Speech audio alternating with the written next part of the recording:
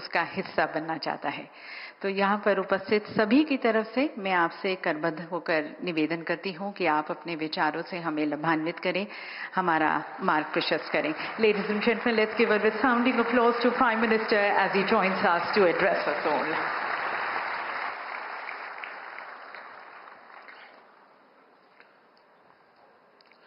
देश के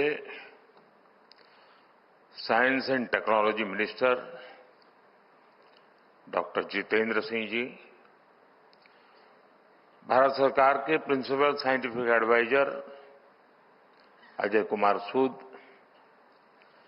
हमारे बीच उपस्थित नोबेल पुरस्कार विजेता सर आंड्रे गाइम, देश विदेश से आए सभी वैज्ञानिक, इनोवेटर्स, एकेडेमिया के लोग,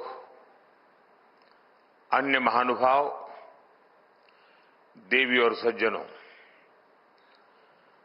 आज का ये आयोजन साइंस से जुड़ा है, लेकिन मैं सबसे पहले क्रिकेट में भारत की शानदार जीत की बात करूंगा।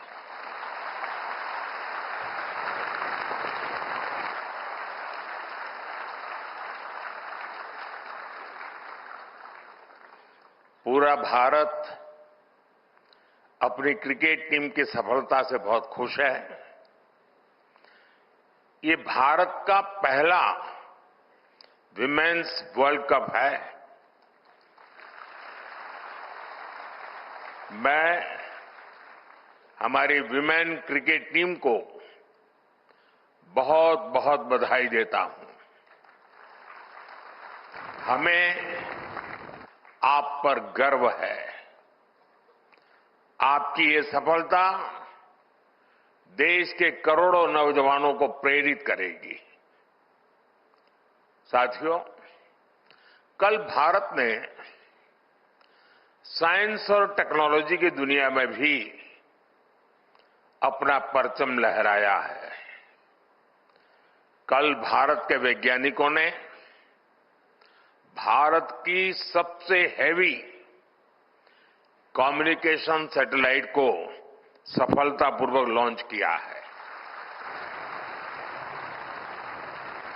मैं इस मिशन से जुड़े सभी वैज्ञानिकों को, इसरो की भी बहुत बहुत बधाई देता हूं। साथियों, आज भी साइंस और टेक्नोलॉजी की दुनिया में बहुत बड़ा दिन है। 21वीं सदी के इस समय में बहुत आवश्यकता थी कि इमर्जिंग साइंस, टेक्नोलॉजी और इनोवेशन पर मंथन के लिए दुनिया भर के एक्सपर्ट एक साथ जुटे और वो मिलकर के दिशा दिखाएं। इसी आवश्यकता ने एक विचार को जन्म दिया और इसी विचार से इस कॉन्क्लेव का विजन बना। मुझे खुशी है कि आज वो विजन इस कॉन्क्लेव के रूप में शेप ले रहा है। कई मंत्रालय, प्राइवेट सेक्टर, स्टार्टअप्स और स्टूडेंट्स इस प्रयास में एक साथ है। ये हमारे लिए सम्मान की बात है कि आज हमारे बीच एक नोबेल लॉरिएट भी मौजूद है। मैं आप सभी का बहुत बहुत अभिनंदन करता हूं। आपको इस कॉन्क्लेव के लिए अनेक अनेक शुभकामनाएं भी देता हूं। साथियों, 21वीं सेंचुरी का यह दौर सबसे अभूतपूर्व बदलावों का दौर है। आज ग्लोबल ऑर्डर में हम एक नए शिफ्ट को विटनेस कर रहे हैं। बदलाव की ये गति लीनियर नहीं बल्कि एक्सपोनेंशियल है। इस सोच के साथ आज भारत इमर्जिंग साइंस, टेक्नोलॉजी और इनोवेशन से जुड़े इन सभी एस्पेक्ट को आगे बढ़ा रहा है, उस पर निरंतर फोकस कर रहा है। अब जैसे एक उदाहरण है रिसर्च फंडिंग का। आप सब जय जवान जय किसान के विजन से लंबे अरसे से परिचित रहे हैं। रिसर्च और फोकस करते हुए हमने उसमें जय विज्ञान और जय अनुसंधान भी जोड़ा है। हमने अनुसंधान नेशनल रिसर्च फाउंडेशन बनाया है ताकि हमारी यूनिवर्सिटीज में रिसर्च और इनोवेशन को स्केल अप किया जा सके। इसके साथ साथ हमने रिसर्च डेवलपमेंट इनोवेशन स्कीम भी शुरू की है और इसके लिए 1 लाख करोड़ रुपए की राशि तय की गई है।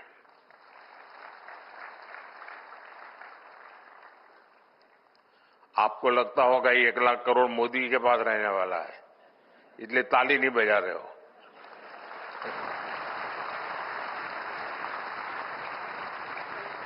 ये 1 लाख करोड़ रुपया आपके लिए है, आपका सामर्थ्य बढ़ाने के लिए है, आपके लिए अवसर के नए द्वार खोलने के लिए है। हमारा प्रयास है कि प्राइवेट सेक्टर में भी रिसर्च एंड डेवलपमेंट को बढ़ावा मिले। पहली बार हाई रिस्क और हाई इंपैक्ट प्रोजेक्ट के लिए कैपिटल भी उपलब्ध कराई जा रही है। साथियों, भारत में इनोवेशंस का आधुनिक इकोसिस्टम बने, इसके लिए हम ईज ऑफ डूइंग रिसर्च पर भी फोकस कर रहे हैं। इस दिशा में हमारी सरकार ने फाइनेंशियल रूल्स और प्रोक्योरमेंट पॉलिसी में भी कई रिफॉर्म्स किए हैं। हमने रेगुलेशन, इंसेंटिव्स और सप्लाई चेन्स में भी रिफॉर्म्स किए हैं ताकि प्रोटोटाइप जल्दी से लैब से निकलकर मार्केट तक पहुंचे। साथियों, भारत को इनोवेशन हब बनाने के लिए पिछले कुछ वर्षों में जो नीतियां बनी, जो निर्णय हुए, उसका असर अब साफ साफ दिखाई दे रहा है। मैं आपके सामने बड़े संतोष के साथ कुछ आंकड़े रखना चाहता हूं। वैसे मैं स्वभाव से बहुत जल्दी संतोष मानने वाला व्यक्ति नहीं हूं, लेकिन ये संतोष मेरा बीते हुए कल के संदर्भ में है। आने वाले कल के संदर्भ में अभी मेरा संतोष तो बहुत बाकी है, हमें बहुत आगे जाना है। पिछले दशक में हमारा R&D एक्सपेंडिचर 2 गुना हुआ है। भारत में रजिस्टर किए गए पेटेंट्स की संख्या 17 गुना बढ़ी है। 17 टाइम्स का इंक्रीज। स्टार्टअप में भी भारत अब दुनिया का तीसरा सबसे बड़ा स्टार्टअप इकोसिस्टम बन गया है। हमारे 6000 से अधिक डीप टेक स्टार्टअप्स आज क्लीन एनर्जी, एडवांस मटेरियल्स जैसे क्षेत्रों में काम कर रहे हैं। भारत का सेमीकंडक्टर सेक्टर भी अब उड़ान भर चुका है। बायो इकोनॉमी की बात करें तो 2014 में ये $10 बिलियन की थी। आज ये करीब $140 बिलियन तक पहुंच चुकी है। साथियों, पिछले कुछ वर्षों में हमने कई सनराइज डोमेन्स में भी कदम बढ़ाया है। Green hydrogen, quantum computing, deep sea research, critical minerals, इन सभी डोमेन्स में भारत ने अपनी प्रॉमिसिंग प्रेजेंस दर्ज करा दी है। साथियों, जब साइंस को स्केल मिलती है, जब इनोवेशन इंक्लूसिव बनती है और जब टेक्नोलॉजी ट्रांसफॉर्मेशन लाती है, तो बड़ी उपलब्धियों की नींव मजबूत होती है, तैयार हो जाती है। पिछले 10-11 वर्षों में भारत की यात्रा इसी विजन का उदाहरण है। भारत अब टेक्नोलॉजी का कंज्यूमर नहीं, बल्कि टेक्नोलॉजी के लिए जरिए ट्रांसफॉर्मेशन का पायोनियर बन चुका है। कोविड के दौरान हमने रिकॉर्ड समय में स्वदेशी वैक्सीन विकसित की। हमने दुनिया का सबसे बड़ा वैक्सीनेशन प्रोग्राम चलाया। साथियों, इतने मेहनत स्केल पर पॉलिसीज और प्रोग्राम्स को सक्सेसफुली इंप्लीमेंट करना, ये कैसे पॉसिबल होता है? ये पॉसिबल हुआ क्योंकि आज दुनिया का सबसे पहला और सबसे सफल डिजिटल पब्लिक इंफ्रास्ट्रक्चर अगर किसी के पास है तो उस देश का नाम है हिंदुस्तान।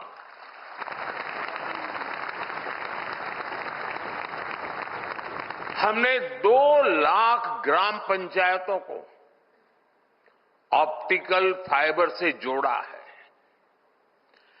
मोबाइल डेटा को डेमोक्रेटाइज किया है। साथियों, बीते वर्षों में अगर हमारा स्पेस प्रोग्राम चांद और मंगल तक पहुंचा, तो साथ ही हमने अपने किसानों, मछुआरों को स्पेस साइंस के लाभ से भी जोड़ा। और निश्चित तौर पर इन सभी उपलब्धियों के पीछे आप सबका योगदान है।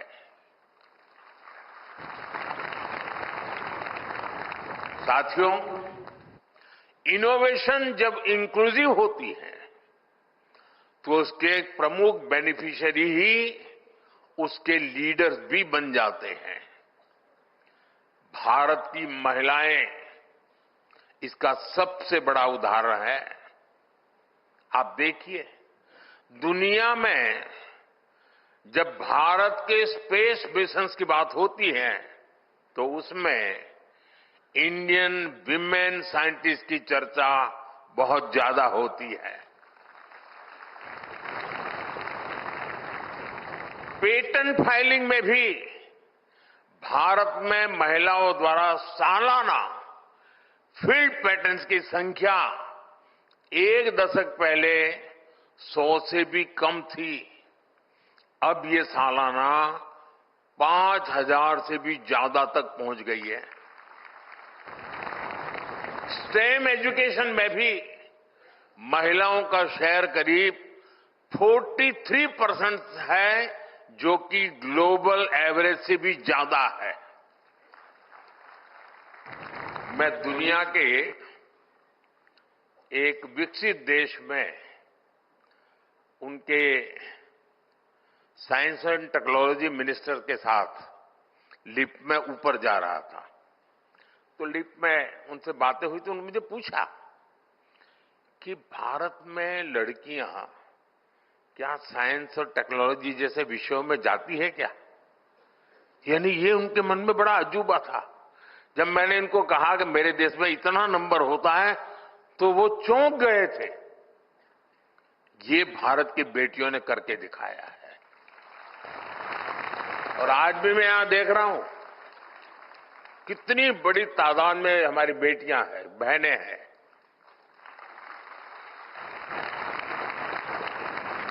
ये आंकड़े हमें बताते हैं कि भारत में साइंस एंड टेक्नोलॉजी के क्षेत्र में महिलाएं कितनी तेजी से आगे बढ़ रही हैं। साथियों, इतिहास में कुछ क्षण ऐसे आते हैं जिनसे कई पीढ़ियों को मोटिवेशन मिलता है। कुछ साल पहले हमारे बच्चों ने चंद्रयान का सफर देखा, उसकी सफलता भी देखी और सफलता साइंस के प्रति जबरदस्त तरीके से उनको आकर्षित करने के लिए कारण आई, अवसर बन गई और उन्हें असफलता और सफलता दोनों को देखा था। हाल में ग्रुप कैप्टन शुभांशु शुक्ला की स्पेस स्टेशन की यात्रा ने बच्चों में एक नई उत्सुकता पैदा की है।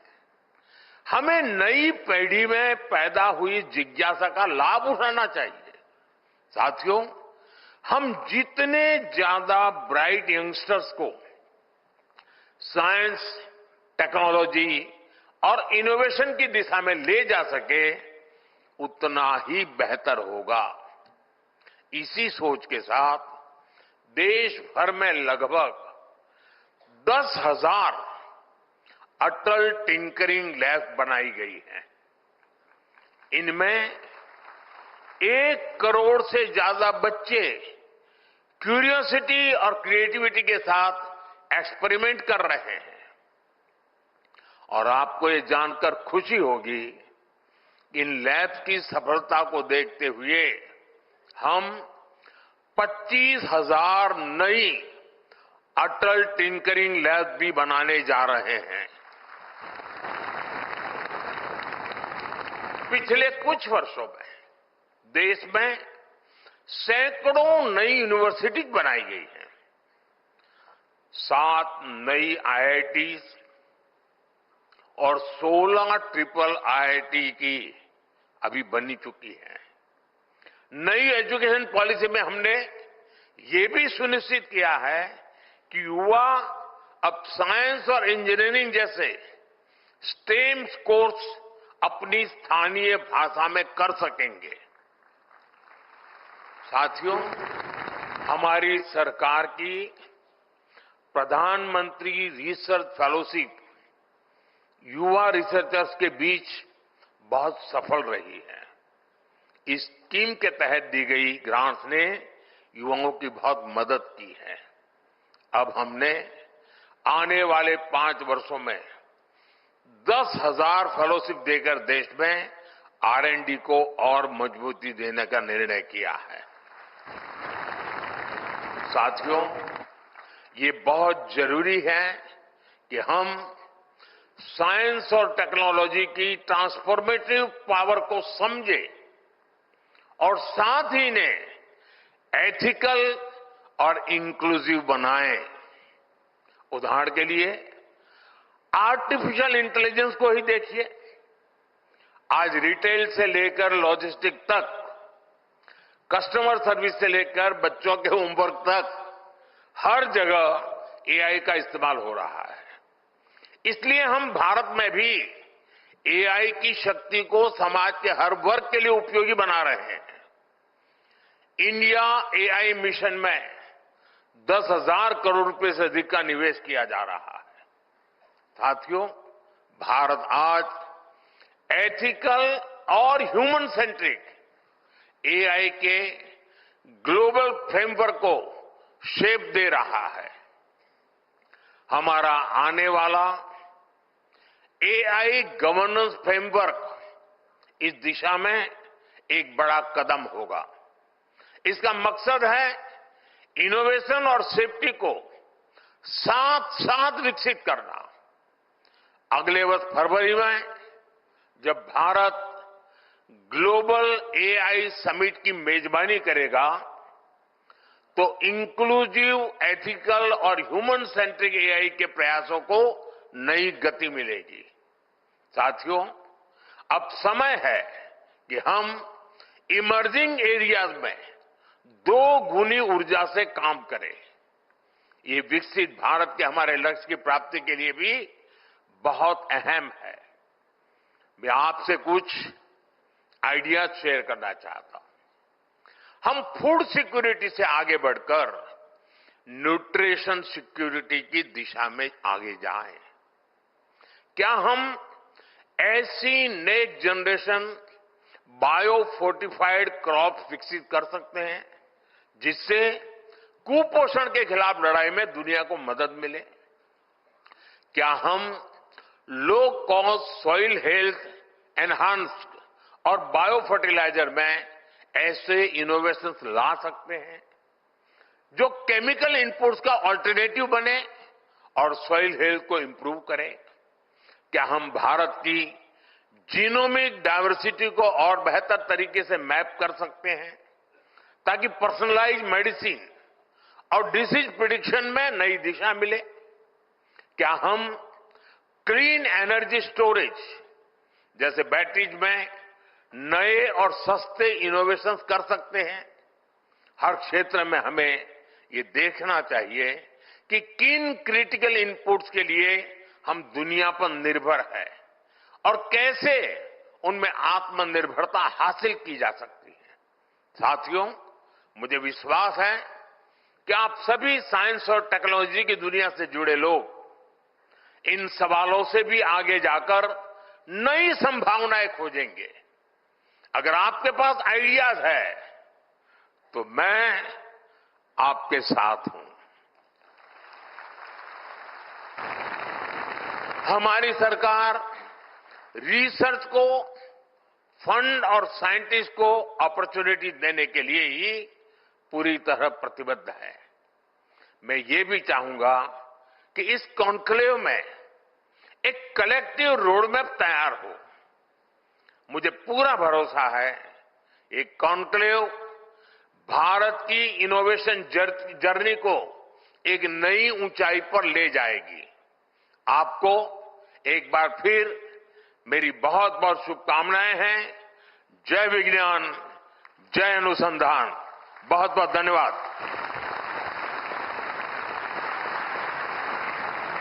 बहुत बहुत धन्यवाद माननीय प्रधानमंत्री जी।